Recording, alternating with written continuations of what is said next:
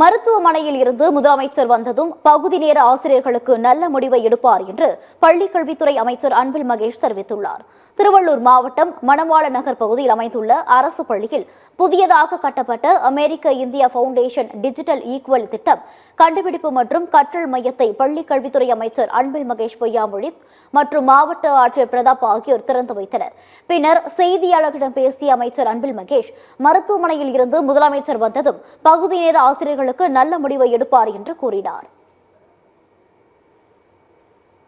13 வகையான டிபார்ட்மெண்ட்ஸை சார்ந்திருக்கவங்க எல்லாம் இன்றைக்கி ஒரே இடத்துல உட்காந்துருக்காங்க. ப்ராப்பராக வெளியில் உட்காந்து டோக்கன் கொடுத்து அந்த டோக்கனுக்கு பிறகு ரெஜிஸ்ட்ரேஷன் முடிஞ்சுட்டு ரெஜிஸ்ட்ரேஷன்லேருந்து எந்தெந்த கவுண்டருக்கு போகிறதுலேருந்து வரக்கூடிய மக்கள் கூட்டம் அதிகமாக இருந்ததுன்னு சொன்னால் அதையும் சரி செய்து அதுக்கு தகுந்தப்போ அந்த வெயிட்டிங் நேரத்துலையும் ஒரு மருத்துவ முகாம் மூலமாக உங்கள் உடலை நீங்கள் பரிசோதனை செய்துக்கலாம். அளவுக்கு எல்லா விதத்துலையும் அந்த வெயிட் பண்ணுற டைம் ஒரு குவாலிட்டியான டைமாக இருக்குன்ற விதத்தில் இன்றைக்கி ரொம்ப அழகாக நம்முடைய தமிழ்நாட்டோட முதலமைச்சர் வழிகாட்டுறது இந்த உங்களுடன் ஸ்டாலின் வெற்றிகரமாக நடைபெற்று கொண்டு அப்படியே எங்களுக்கு அது பெருமையாக இருக்கின்றது.